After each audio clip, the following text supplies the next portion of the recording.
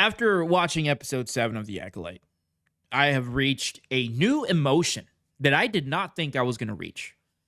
And that emotion is pity. I pity Leslie Hedland, the creator of The Acolyte, Harvey Weinstein's former personal assistant. I pity this individual. I truly do.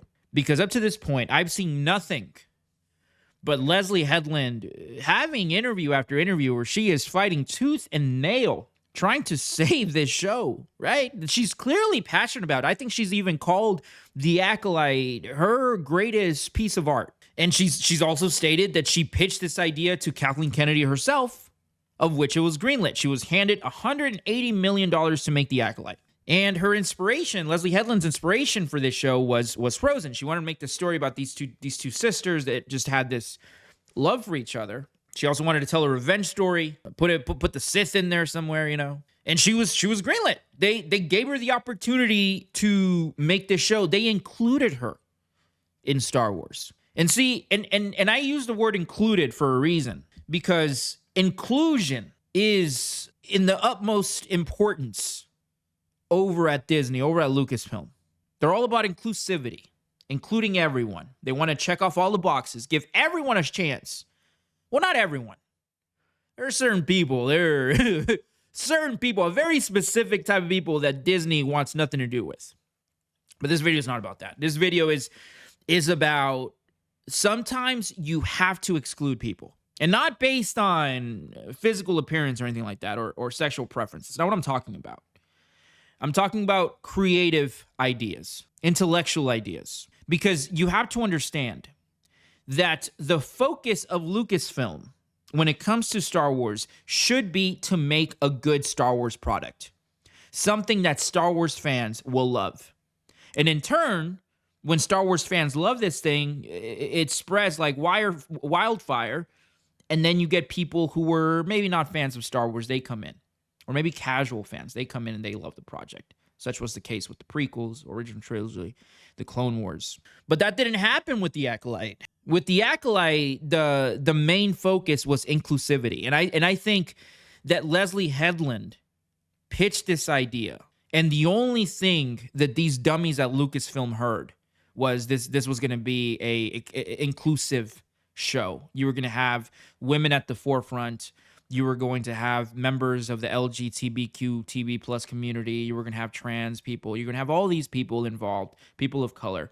And that's all that they cared about. They stopped listening to the horrendous writing, to the horrendous story that Leslie Hedland pitched. And if Kathleen Kennedy and Dave Filoni had making good Star Wars content as their top priority and not inclusivity or DEI or all this other garbage, they would have politely told Leslie Hedland, thanks, but no thanks. And thus saved her from this embarrassment. Again, I feel bad for her now. I do. I feel bad for Leslie Hedland. I do. I mean, it cannot be a good feeling to pour your heart and soul into something just to have the entire world, more specifically, the entire Star Wars fandom, rip it apart. You know, I just finished watching Star Wars Theory's breakdown of Episode 7, and I'm telling you, man, I'm going to keep it a bean. It was more entertaining than not just Episode 7, but all of the series. That's a word. That's the enjoyment that we Star Wars fans are getting out of The Acolyte. We're getting enjoyment out of having these content creators rip it apart. Nerdrotic, all these other creators, the Critical Drinker, doing a phenomenal job at tearing The Acolyte apart. But I'm at the point now where while everyone is laughing at this crap, laughing at The Acolyte, I have shifted focus from The Acolyte itself to Leslie Hedland. And at one point, I was angry with Leslie. I was angry that she was defiling Star Wars, defiling the legacy of George Lucas's Star Wars. But now I'm at the point where someone should have told her no. Someone should have understood that maybe she has a different understanding as to what Star Wars is, and it does not align with the vast majority of Star Wars fans. And they should have said, you know what, Leslie, this isn't going to work. People are not going to like this. We have to exclude this from Star Wars. Which brings me to my first point in reference to inclusivity. Inclusivity is important, but exclusivity is also as important. I believe that they are two sides of the same coin, that you need to have balance. Sometimes you have to tell people that their idea is just not going to work, that their idea is going to create harm, right? And I don't mean physical harm. I mean more psychological harm, in this case for Leslie Hedland. They should have sat her aside and they should have said, listen, we understand you want to make this show, but you have to understand that this show, it's not going to end well for you.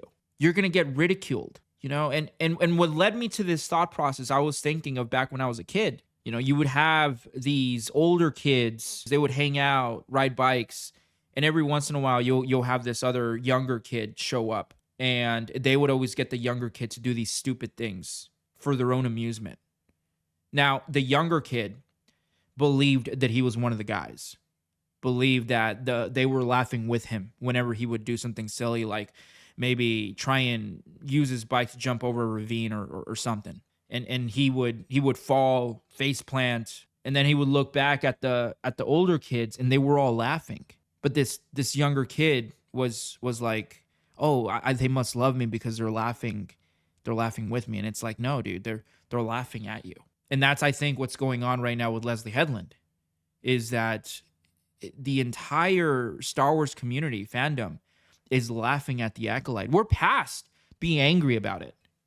I mean, Star Wars Theory, he's livid.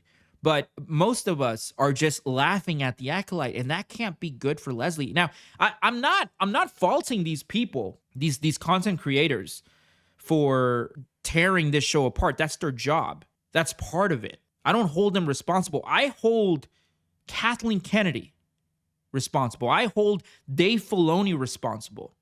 And yes, Leslie has some responsibility to bear as well. But ultimately, it was their job. It was Kathleen Kennedy's job, Dave Filoni's job, to pull Leslie Hedland aside and say, listen, this isn't going to work. There's so much wrong with this series. The portrayal of the Jedi, having these witches make these Force babies, Soul. I mean, there's just so much wrong with this. How they depicted the Wookiee. He's out here using a fucking metal detector. And again, I hate to keep saying this, but Leslie Hedland should not have been included in Star Wars.